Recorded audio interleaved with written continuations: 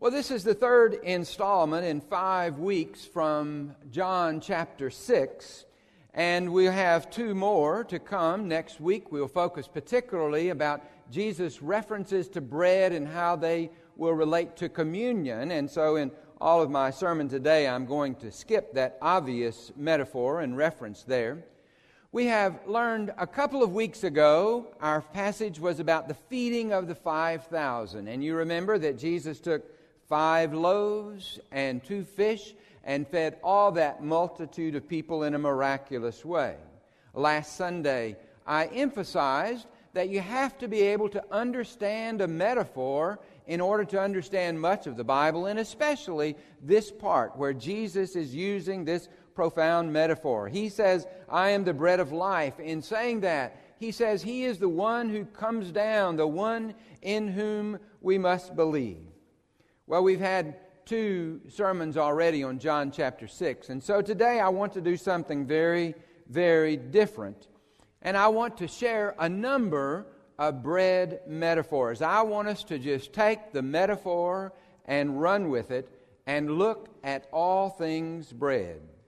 We've got most kinds of bread over here. You will see amazing varieties of bread.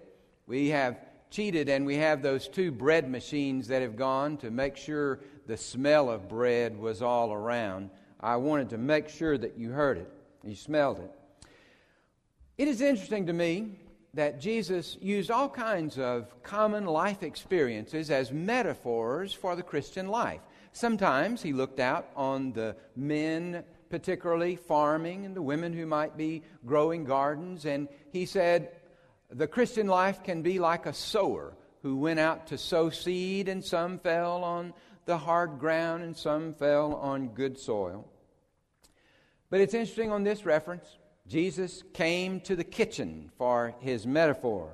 And so I want you to join me in the kitchen as we talk about bread. And we are going to be in the kitchen. I guess it's not a good thing for me to wear this black robe while we are in the kitchen making bread, as we must do today. And so I'm going to take the robe off.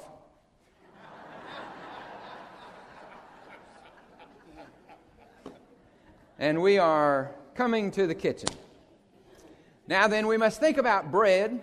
I want to suggest to you that when we hear that reference, Jesus saying, I am the bread of life, most of us don't really understand it the way it was to the people of Jesus and the way it is to most people today. We sometimes will have our meal and maybe we'll have a little bread on the side. But for most people, bread is the main source of their food. Someone has estimated that for most of the generations and most of the people in the world, bread makes up 50% of the calories that they consume. So when Jesus said, I am the bread of life, he wasn't saying, I'm something extra that you might put on the plate. He was saying, I am the main course. I am the one who provides the strength of life, the one who provides the sustenance that you have. It is bread in all its varieties. Well, let's make some bread today. Bread is made, first of all, with flour. Now, flour is an interesting substance, and it's a powdery substance there. It connects much with the history of our church. Think back 200 years, and you remember, and we realize why some of our roads are named what they are. There is Higme Mill Road. There is Bowman Mill and Parker's Mill.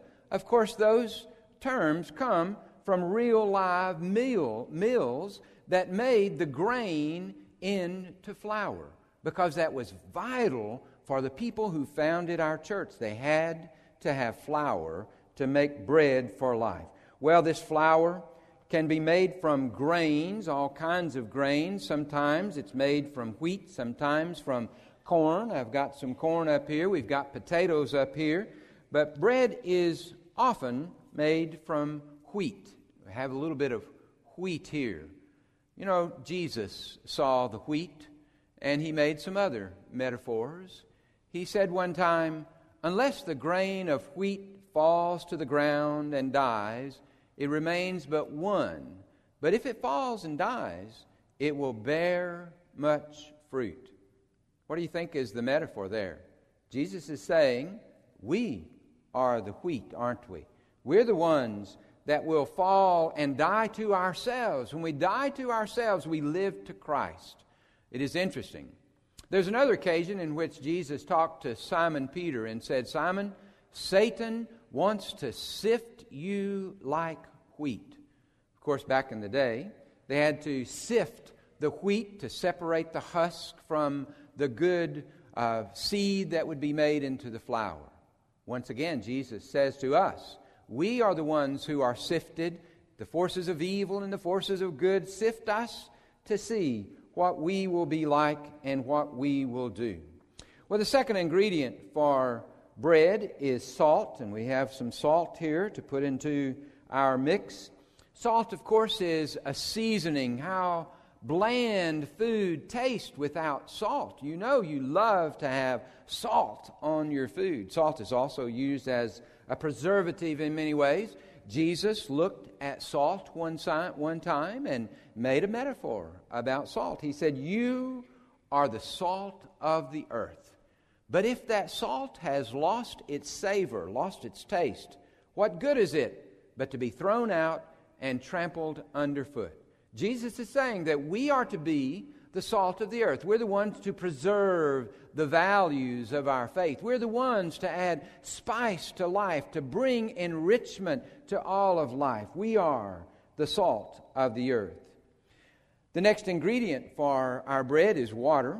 We have to have water, and water is mentioned in several places in the Bible. I think about the time that John came to Jesus and said, Jesus, come into the water and be baptized. He was immersed in that water, in that watery grave. It was a symbol, a metaphor of dying and being raised in new life. That born-again imagery. We are buried with Christ in baptism in a watery grave, and we are raised to walk in the newness of life. I also am aware that Jesus saw many lakes and seas and often went by boat across the water. One time we remember Jesus walked on the water.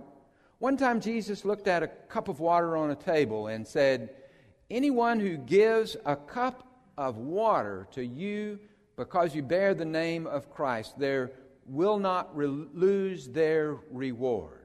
I take from that wonderful message that we too are to do kind deeds and give a cup of cold water to people around us.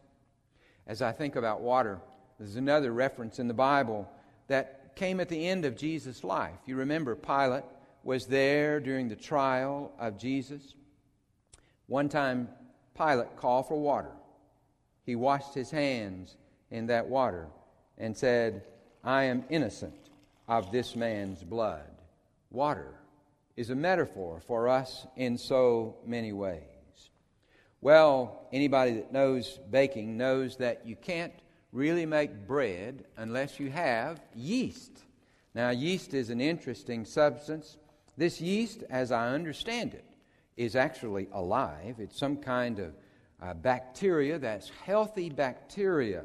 And the yeast is put into the mix because it makes a leavening effect. As I studied about leaven, I understand that these bacteria work on the sugars that are in the dough to make carbon dioxide.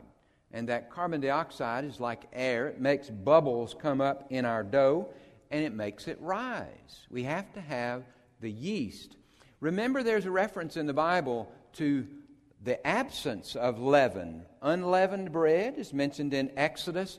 The people were leaving Egypt and they were in a hurry, and the Scripture says that they were not to put yeast in their bread. And so they had flat bread, unleavened bread. This leaven is what makes it rise.